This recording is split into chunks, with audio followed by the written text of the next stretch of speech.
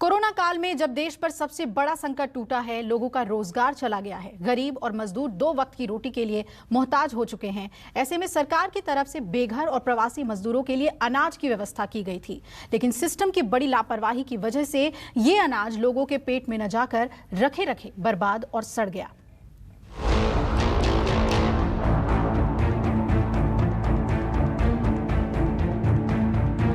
ये तस्वीरें आपके दिमाग को सन्न कर देंगी।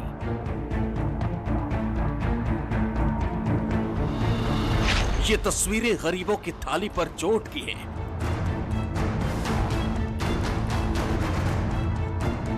ये तस्वीरें सबसे बड़ी लापरवाही की हैं।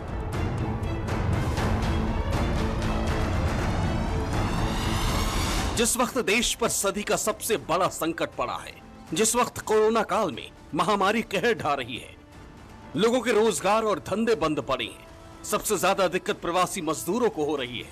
लॉकडाउन की वजह से उनका रोजगार बंद है और पेट भरने को अनाज भी नहीं है। ऐसे में सरकारों ने प्रवासी मजदूरों की दो वक्त की रोटी के लिए अनाज की व्यवस्था की थी। दिल्ली सरकार ने भी राशन की व्यवस्था की थी ताकि कोई बेघर और प्रवासी मजदूर भूखा ना सोए। ये अनाज प्रवासी मजदूरों को कई ई कूपन के जरिए बांटा जाना था, लेकिन गरीबों और मजदूरों के निवाले पर मानो लापरवाही की नजर लग गई है। बेघरों के लिए आया सैकड़ों टन अनाज गोदाम में रखा रखा ही सड़ गया।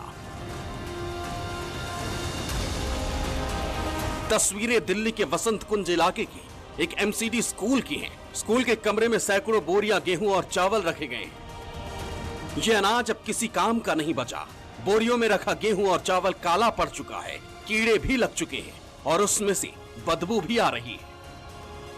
आप ये देखिए, ये गेहूं है और गेहूं के नीचे ये आपको ये दिखेंगे जो कि ये डस्ट और ये कीड़े हैं या सड़ चुके गेहूं के बदले में खाने के बाद जो स्थिति काले तौर पे आपको दिखेगी ये नजर आएगी। और ये देखिए कि इस तरीके से अगर आप जूम करके दिखा पाए तो नजर आएगा। अपने कैमरे से कुछ को जूम करें, ये रही। और ये बोरों की हालात देखिए, और बोरों के हालात के बाद ये सड़ चुके गेहूं के बोरों की अनाज की गुणवत्ता देखिए। काश इस साल दूसरी बार महामारी हुई, दूसरी बार भी लॉकडाउन लगाया गया, दुकानें बाजार बंद कर दिए गए, मजदूर मजबूर होकर एक बार फिर अपने गांव, प्रवासी मजदूर अपने राज्यों को चले गए।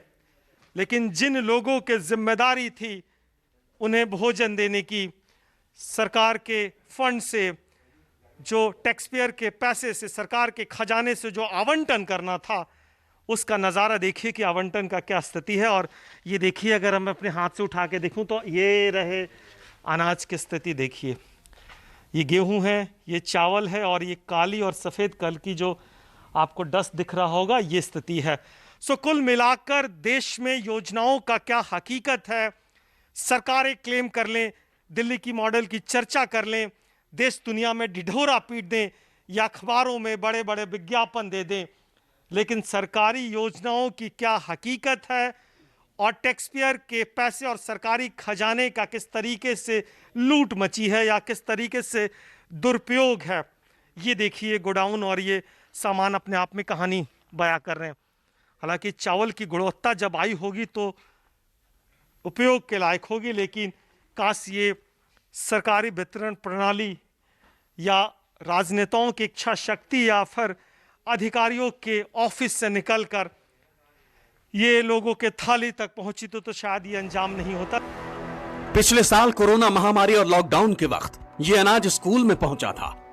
जुलाई तक कुछ लोगों को अनाज बांटा भी गया, लेकिन जुलाई के बाद सारा सिस्टम फेल हो गया, क्योंकि तब कोरोना की लहर कमजोर हो गई और सख्तियां भी ढीली पड़नी शुरू हो गई। सरकार और सिस्टम सब लापरवाह हो गए। फिर किसी को गरीबों की सुध ही नहीं रही, जिससे अनाज बांटना बंद हो गया और बर्बाद होने लगा। बीते साल जब इस सदी की सबसे बड़ी महामारी थी तो न केवल देश और दुनिया बल्कि भारत में लॉकडाउन के बाद जिस तरीके से प्रवासी मजदूर और गरीबों और खासकर कामकाजी रोजाना काम करने वाले लोगों की मदद के लिए तमाम फंड से, प्रधानमंत्री जन कल्याण योजना, गरीब कल्याण योजना के तहत से या राज्य सरकारों ने भी अपनी तरफ से पहल की थी और अनाज का वितरण किया गया था। पीडीएस यानी जो पब्लिक डिस्ट्रीब्यूशन सिस्टम के तहत जो अनाज दिया जाता है, उसके अलावा प्रधानमंत्री के तरफ से भी, प्रधानमंत्री गरीब कल्याण योजना के तहत से भी तमाम तरह के अनाज दिए गए थे। और कुछ राज्य सरकारों ने कूपन्स डिस्ट्रीब्यूट किए थे, खासकर उन लोगों के लिए जो कि अनाज, जो कि कामकाजी है, जिनका राशन कार्ड में नाम मेंशन नहीं होता, उनके लिए। लेकिन 1 साल से ये गोडाउन आप और सड़ते अनाज इस बात की कहानी गवाह कर रही है कि आखिर सरकारें इस योजना में कितनी सफल रही है और जो लोग जिनके लिए ये नीतियां बनाई गई थी वो क्या स्थिति है। आपको याद है ये तस्वीरें जब लॉकडाउन के दौरान हजारों मजदूर रोजगार छिनने की वजह से भूखे पेट पलायन करने को मजबूर हो गए थे। अगर उस वक्त उनको ये अनाज मिल गया होता तो शायद दुनिया को इन तस्वीरों को देखना नहीं पड़ता। खैर, उस वक्त गरीबों को तो अनाज मिला नहीं, लेकिन अब जब स्कूल के गोदाम में सड़ रहे अनाज की तस्वीरें सामने आई हैं, तो उस पर भी राजनीति शुरू हो गई है। वसंत कुंज से बीजेपी पार्षद मनोज महलावत फौरन स्कूल के गोदाम में पहुंच गए और दिल्ली सरकार पर सवाल उठाने लगे। आपके इलाके का स्कूल है और मैं देख रहा हूं कि ये स्कूल गोदाम बना पड़ा है और ये गोदाम नहीं, सड़े हुए अनाजों का एक तरह से भंडार है। जी बिल्कुल, देखो, देख के दुख होता है कि हमारा, जिसको हम अन्न देवता की श्रेणी में रखते हैं, जिस अनाज को, उस अनाज की इतनी बुरी दुर्दशा देखकर अपने आप में एक पीड़ा होती है, एक दर्द होता है। वो भी इस आपदा के समय में जब गरीब जरूरतमंद भूखे मरने की नौबत में, एक विपदा पिछले 1 साल से ज़्यादा से चली आ रही है। हम लोग निरंतर जनता को कुछ ना कुछ राशन या अन्य जरूरी सामान देने का प्रयास करें। वहीं जब केंद्र सरकार ने अपनी तरफ से दिल्ली सरकार को ये राशन दिया था कि गरीब जरूरतमंद जनता में बांट दो, और वो यहाँ इस तरह से कीड़ों ने बर्बाद किया है। यहाँ पर दुर्गंध आ रही थी। आप देखिए, ये देखिए कि ये सड़ा हुआ, ये बिल्कुल ये सड़ा हुआ है। कल ये जाले हटा के हमने यहाँ तक आने का, नहीं तो आप यहाँ तक भी नहीं आ पाते। आप उधर देख सकते हैं, उधर कीड़ों की कितनी भरमार है और कितनी तरह के कीड़े हैं। कहीं ना कहीं ये अनाज अगर किसी गरीब जरूरतमंद क्षेत्रवासी किसी भी के पेट में जाता तो बिल्कुल हमारे गरीब परिवारों की भूख शांत होती और ना उनको रोटी रोजगार की इतनी चिंता सताती इस महामारी में, ना वो दिल्ली छोड़ने को मजबूर होते और वो अपने घर में बैठ के कम से कम खाना तो खा सकते थे विपदा के समय में। खुद पर आरोप लगे तो गरीबों के निवाले पर हो रही सियासत के अखाड़े में आम आदमी पार्टी भी कूद गई। पार्टी विधायक सोमनाथ भारती ने आरोप लगाया कि बीजेपी न खुद काम करती है और न करने देती है। ये इल्जाम लगा रहे हैं कि जी एमसीडी के स्कूल में अनाज सड़ रहा है। स्कूल किसका है? एमसीडी का। तो एमसीडी वाले बताएं वो कौन से चोरी का माल है, अनाज कहां से चोरी किया गया है, ये क्यों चुपचाप बैठे थे, कहां बेचने का प्लान था, अनाज गरीबों का कैसे उनके पास पहुंच गया। तो मुझे ही समझ में नहीं आता कि अपनी गलतियां भी दूसरे के मत से बढ़ाना चाहते हैं। खुद तो काम करेंगे नहीं, लेकिन कोई दूसरा काम करे उससे जलेंगे भुनेंगे। महामारी में बेघरों और जरूरतमंदों को अनाज मिलना तो दूर, उल्टा गोदामों में पड़े पड़े सड़ जाए। ऊपर से गलती सुधारने के बजाय राजनीति हो तो आप क्या कहेंगे? इसको सरकारी नाकामी और आम लोगों के टैक्स की बर्बादी ही कहा जाएगा। दिल्ली में कोई एक मामला नहीं है जहां बेघर और जरूरतमंदों की किस्मत पर लापरवाही की नजर लगी है। खानपुर और बदरपुर के सरकारी स्कूल से भी अनाज के सड़ने की ऐसी ही खबरें सामने आई हैं। कुंदन सिंह, न्यूज़ 24, दिल्ली। दिल्ली ही नहीं, यूपी और बिहार के शहरों से भी अनाज के दुश्मनों की तस्वीरें सामने आई हैं। कहीं गरीबों का अनाज कीचड़ और पानी में खराब हो रहा है तो कहीं लोगों के हिस्से का अनाज जानवर खा रहे हैं। सड़ा हुआ सिस्टम ये सब खुली आंखों से देख रहा है, लेकिन कोई भी गरीबों के अनाज को बचाने की जहमत नहीं उठा रहा।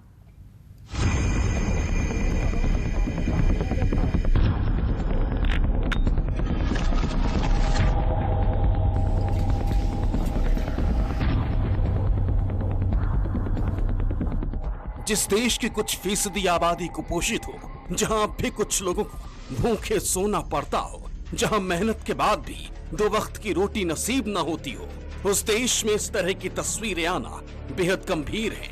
आपकी टीवी स्क्रीन पर 2 राज्यों और 3 जिलों की तस्वीरें हैं। तीनों ही जगह अनाज को बड़ी लापरवाही के तहत तबाह और बर्बाद किया जा रहा है।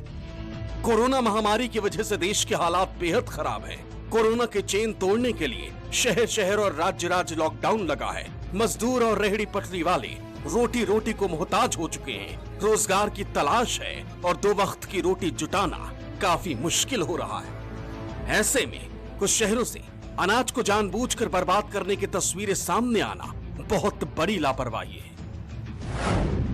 ग्रेटर नोएडा, ये तस्वीरें दिल्ली के बेहद करीब ग्रेटर नोएडा में दादरी इलाके की हैं। यहाँ की सरकारी संघ की मंडी में करीब 100 टन अनाज खुले में खराब हो रहा है। कुछ बोरियां तो पिछले दिनों की बारिश में खराब भी हो चुकी हैं। आपको बता दें कि दादरी के किसान सहकारी संघ में पिछले कुछ दिनों से गेहूं की खरीद हो रही थी। गोदाम की हालत बेहद खराब है। इमारत की छत टूट चुकी है। अनाज को बारिश से बचाने के लिए कोई भी इंतजाम नहीं है। बावजूद इसको गेहूं की खरीद केंद्र बनाया गया। हाँ, कोई इंतजाम नहीं है गेहूं खरीदने के लिए। नहीं, अब तेज बारिश हो रही है, बाहर गेहूं भी भीगता हुआ नजर आ रहा है। नहीं, हमारा 3 दिन से पड़ा है ना, 3 दिन से कोई खरीद नहीं चल रही। हाँ, अभी 2 दिन के लिए और बोला है, 2 दिन और नहीं चल रही। हैरानी की बात यह है कि मामला सामने आने के बाद भी प्रशासन खामोश है। बाराबंकी, यूपी के एक और शहर बाराबंकी से भी ऐसी ही दिल को झकझोर देने वाली तस्वीरें सामने आई हैं। अनाज के दुश्मनों ने यहाँ भी गेहूं को जानबूझकर सड़ने के लिए छोड़ दिया है। गेहूं खरीद केंद्र में सैकड़ों टन अनाज खुले आसमान के नीचे कीचड़ और पानी में रखा हुआ है। बोरियों में घुस रहा ये कीचड़ और पानी गेहूं को तबाह कर रहा है, लेकिन किसी को भी इसकी परवाह नहीं है। हालांकि यहाँ काम करने वाले मजदूर कई बार ठेकेदार और केंद्र प्रभारी को इन बोरियों को गोदाम में भेजने के लिए कह चुके हैं। बावजूद इसके किसी ने भी अनाज को बचाने की जहमत नहीं उठाई। यहाँ पे गड्ढा है, वहाँ पे हल्का फुल्का। तो आखिर क्यों हुआ ऐसा, क्यों हुआ ऐसा? जब बारिश हो गई तो ये थोड़ी, अब ठेकेदार को कहा गया कि गाड़ियाँ लगवा के उठवाओ। जब ठेकेदार नहीं उठवाया तो अब हम लोगों को तो भिजवाना नहीं। अब ठेकेदार से हम चिट्ठी लिख सकते हैं। चिट्ठी लिखे और ठेकेदार को हमने आदेशित किया कि मिला के अधिकारियों की इसमें गैर जिम्मेदारी है। अधिकारियों क्या, ठेकेदारों ने गाड़ी दी होती तो ये माल यहाँ बचता ही नहीं। अररिया, बिहार, यूपी के अलावा बिहार से भी गरीबों के अनाज को जानबूझकर बर्बाद करने की तस्वीरें सामने आई हैं। यहाँ पर रेलवे यार्ड पर अनाज पड़ा पड़ा खराब हो रहा है। गेहूं और मक्का पानी में सड़ रहा है। लापरवाही की हद तो देखिए। गरीबों के हिस्से का अनाज प्लेटफॉर्म पर बिखरा पड़ा है और उसको जानवर खा रहे हैं। हालांकि कुछ बोरियां तो रेलवे प्रशासन की तरफ से त्रिपाल में ढकी हुई हैं, लेकिन बारिश में ये त्रिपाल भी नाकाफी साबित हो रहा है। ये अनाज सड़ रहा है तो उसके लिए व्यवस्था चाहिए ना, सेट का। ये सेट का व्यवस्था हो जाएगा तो रेल लोड करने में कोई परेशानी नहीं होगा। ये क्या हम लोग को ये सरकार व्यवस्था करती नहीं, रेलवे सिर्फ उन लोगों को पैसा चाहिए, रेलवे का भाड़ा चाहिए, हो गया। कल हम लोगों का डिस्ट्रिक्ट चलते बारिश में करना पड़ गया। आपको बता दें कि कटिहार रेल मंडल के तहत अररिया का ये बथनाहा स्टेशन आता है। FCI भी रेल से ही यहाँ अपना अनाज मंगाता है। साथ ही यहीं से अनाज दूसरी जगहों को भेजा जाता है। लेकिन कोरोना काल में कम कर्मचारियों की वजह से अनाज बाहर ही पड़ा रह गया और बारिश में भीगने लगा। हालांकि कैमरा सामने आने के बाद फौरन अनाज को संभालने का काम शुरू हुआ, लेकिन तब तक काफी अनाज खराब हो चुका था। सवाल ये है कि कोरोना के इस दौर में शहर शहर अनाज की बर्बादी का खलनायक कौन है? Bureau report, News 24। नमस्कार, मैं हूं मानक गुप्ता। अगर आपको हमारा ये वीडियो पसंद आया हो तो इसे लाइक और शेयर जरूर करें, और हाँ, हमें सब्सक्राइब और फॉलो करना ना भूलें ताकि आप देश और दुनिया की कोई खबर मिस ना करें। तो जुड़े रहिए हमारे साथ और देखते रहिए News 24।